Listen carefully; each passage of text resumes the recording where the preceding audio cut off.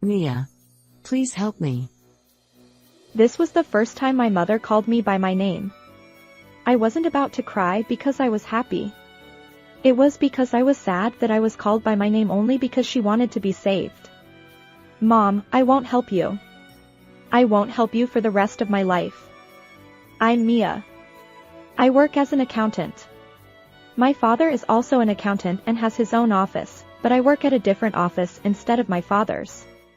The reason is that my mother and my brother Michael are troublesome people. My mother spoils my brother a lot. It's not something that started recently. My brother and I are undoubtedly siblings who share the same blood, and we are real children even from our parents' point of view. However, for some reason, my mother's feelings are only directed towards my brother. I have no memories of being loved since I was a child. My brother, who is 6 years older than me, has always been mean.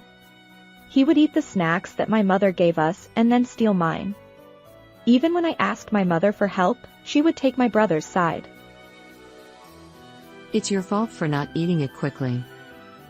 When I was young, I didn't understand why my mother always took my brother's side, but I came to understand it when I was in elementary school. Boys are cute, but girls are cheeky. Even though it was like that, things were relatively peaceful when my father was around. My father always cared about me, but I think my mother didn't like that either. You only care about that child. My mother often vented her anger at me unilaterally. I wished my father could stay home all the time, but he had just opened his office and was extremely busy. So, it was often just my mother, my brother, and me at home. Even though I knew that my mother only loved my brother, as a child, I desperately tried to find a way for my mother to look at me. And the conclusion I came up with when I was young was to become a child who could study well. I took school classes seriously and never missed a review or preview, so I always got 100 points on tests. I hurried home with a 100-point answer sheet and reported to my mother. Mom, I got 100 points on the test today.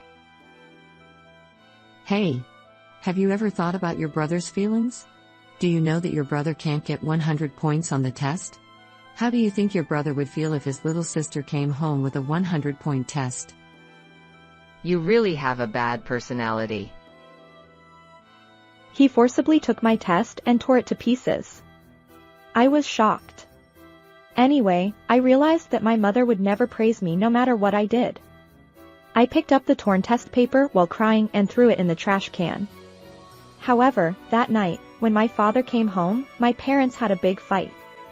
My father found my test that had been torn up and thrown away. What is this? It's Mia's test. Did Mia get 100 points? Yeah. That's amazing. You worked hard. She was showing off to me. Michael, did you do this? Yeah. She was bragging, so I did it back to her. You. Why would you do something like this? Apologize to Mia. Wait a minute. Stop it. Michael didn't do anything wrong. It's bad for this child to bring home a 100-point test in front of her older brother. What are you talking about? It's the result of Mia's efforts. Michael's poor test scores are his own problem. My father was furious, but Michael, who had been supported by his mother, showed no signs of remorse and maintained a haughty attitude throughout. As a result of this incident, I began living with my grandparents, who were my father's parents. Grandparents praised me as a good child. They praised me a lot even if I got 100 points or 90 points on tests. Their catchphrase was, "I'm happy to be with Mia." Thanks to them, I was able to live a happy daily life. My father also frequently visits and stays here for half a week. My heart was saved by the fact that my mother and brother were no longer around me. Since then, I haven't met those two until I graduated from college. However, when it came time to get a job, I wanted to enter my father's office, but those two got in the way. They came all the way to my grandparents' house to complain. You're trying to enter your father's office, aren't you? My mother, whom I hadn't seen in years, still seemed to only see my brother. That's what I intend to do, but... No, Michael is the one who will inherit your father's office. How will he inherit it? I didn't understand what my mother was saying. After all, my brother doesn't have an accounting qualification and doesn't work. He's still a college student. How many more years does he plan to repeat? When your older brother graduates from college, he'll take over, so you should go to a different office. If I entered my father's office as it was, it would cause trouble. I didn't want to have anything to do with those two anymore, so I decided to work at a different office. After 3 years had passed, I received a call that my father had collapsed and rushed to the hospital. Dad, what happened? You look thinner than when I saw you a month ago. He looked more haggard than when I saw him a month ago. I'm sorry to worry you. I have lung cancer. What? I only have 3 months left to live. I was at a loss for words. Even though I was suddenly confronted with such a reality, I couldn't think straight. My father was hospitalized for a week. During that time, I prepared his underwear and did some small shopping. My mother never visited the hospital even though my father had collapsed. Despite having been supported by my father all along, she left him alone. I couldn't forgive her for that. After being discharged from the hospital, my father moved directly to the hospice ward. This means that he will really be gone. It's a very sad reality that's right in front of me. Even though I know I have to accept it, tears overflow. I visited my father and talked to him in between work. I think the only thing I could do was to be a listener. One day, when I went back to my parents' house to get my father's change of clothes, something happened. I heard the voices of my mother and brother talking in the living room. Mom, if that old fart is gone, I'll be the president of that company, right? Of course. You're the eldest son. Besides, when you calculate the inheritance, it is not less than $700,000. Really? He had saved up quite a bit. I was pissed off because that old fart didn't give me much money. That's right. The money he gave us was only $3,500 a month. He was a stingy person. But the time for that to be rewarded is coming soon. Yeah, I wish he would die soon. That old fart said he wanted to treat Mia equally. He was really joking. I'm the eldest son of this family. That's right. But we can just make that child renounce the inheritance. Let's make everything ours, Michael and mine. I can't forgive. My father cherished me, but he didn't abandon my brother either. My brother is a jobless loser who took 6 years to graduate from college and still hasn't found a job. Nevertheless, my father supported him. I should be grateful to my father, who has worked so hard for his children. I put all my thoughts into refuting him and reached for the door of the living room. However, at that moment, my smartphone vibrated. When I checked the screen, it was from my father. I quietly left the house and headed to my father's hospital room. Mia, thank you always. It's okay. I brought a change of clothes. I have something to tell you today. A lot of things have been decided, so let me report it to you. I talked with my father for about an hour and understood the current situation. Okay, see you tomorrow, Dad. Mia, thank you so much. I was really happy to have you. Thank you for being born as my child. Oh, come on. Yeah, I'm glad I'm your child too. I respect you and I love you. It's embarrassing. It's quite difficult to express gratitude face to face. But I was glad I could express my gratitude to my father at that time. I think my father knew that his end was near because this was the last conversation I had with him. That night, my father's condition suddenly worsened, and he passed away in the morning. In the end, I was the only one who came to the hospital. Those two never showed up here. However, they had something to say about the funeral. Let's go for the cheapest funeral. When I returned home, my mother said something outrageous. "What are you talking about? I won't let you do that." You have no authority. We will bear the cost. "It's okay. I'll pay for it." Oh, really? Then I'll leave everything to you. Well, it's her money, so whatever.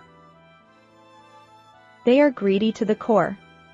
In the end, I became the client and my brother became the chief mourner. Although my mother and brother did not bear any of the expenses, they behaved as if they had held a high-grade funeral.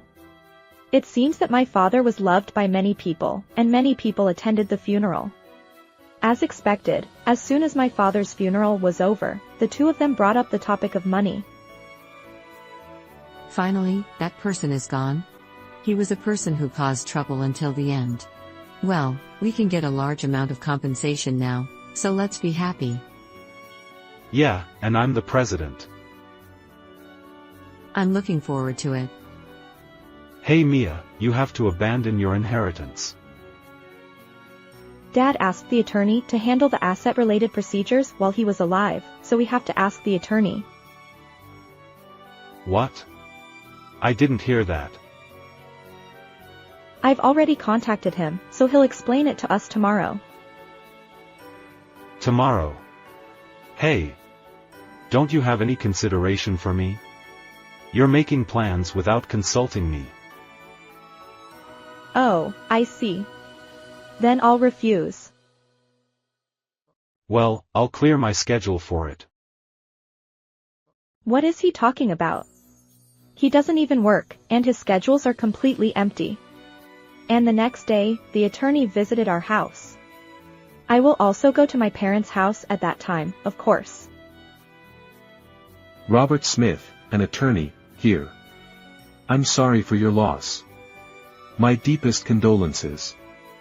I have been appointed by John regarding inheritance. First of all, regarding the office, I have been informed by John before his death that it will be transferred to Mia free of charge, and I am in the process of completing the procedures. What? What are you talking about? I'm the president, aren't I? I have not heard any such story. I have been told that it would be better for Mia to take care of the office for the employees. That old fart. He's doing whatever he wants. Well, it's okay, Michael. If this child takes over that office, we can offset that person's property and receive it.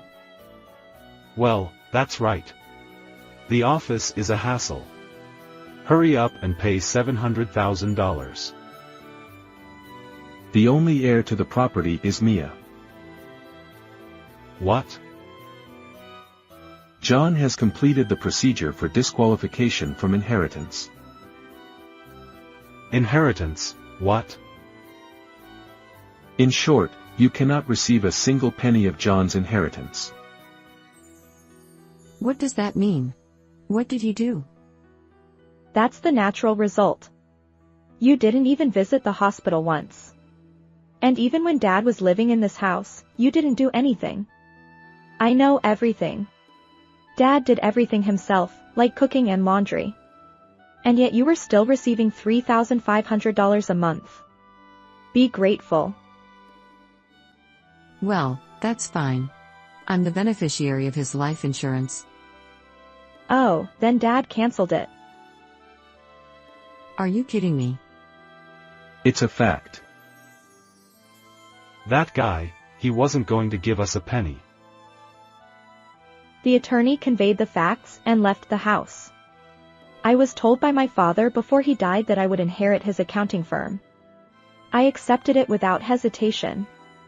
That brother had no chance of becoming the president, it was impossible. He would never pass the exam. Anyway, this is the real trial from now on. I moved out of my parents' house with the attorney. They wouldn't accept that those two couldn't get anything, it was absurd. And of course, it was inevitable that something terrible would happen after all. My father's accounting firm had already been transferred to me, and it was when I was starting to work with renewed vigor that it happened. I got a call from the police that they caught someone who broke into my office. And it turned out to be my brother, who made a fool of himself. I had heard that the police wouldn't interfere with family disputes, but he was arrested on the spot for breaking into my workplace. According to the people around the office, he was shouting, "This is my company." And when I attended the crime scene investigation, I saw that the safe was scratched all over. He seemed to be trying to steal something valuable. To my surprise, my mother was also arrested a few days later. My mother condoned my brother's actions and drove him to and from the office. She was considered an accomplice for doing so. I didn't hesitate to file a complaint. I wanted them to pay for their crimes. My mother got a suspended sentence, but my brother got a prison term. I hope he regrets what he did in his cell. Later, my mother visited me once. She asked me for money because she was in trouble. But I refused. She scolded me harshly, but she was no longer in my heart. I didn't feel anything no matter what she said. Mia. Please. Help me. I held back my tears. It was the first time she called me by my name. I didn't feel happy, I felt sad. She only called me by my name because she wanted to save herself. Mom, I won't help you. I'll never help you. Did you think you would be loved no matter what you did to your child? That's only for children who have been loved. I hate you and my brother. If he gets out and comes to the office again, he'll get more than a slap on the wrist. I'll file another complaint without mercy, so be prepared. My mother never showed up in front of me again. I let her live in my childhood home as a last mercy. She has the house, so she can live however she wants. I wasn't blessed with a good mother and brother, but I love my life. It's up to me to choose my path. My goal now is to protect my father's office. I'll face the numbers sincerely today. Children have their own personalities, but parents have a big influence, don't they? I'm glad Mia had decent grandparents. I hope you have a wonderful day. How did you like this story? Please subscribe to the channel. See you in the next video.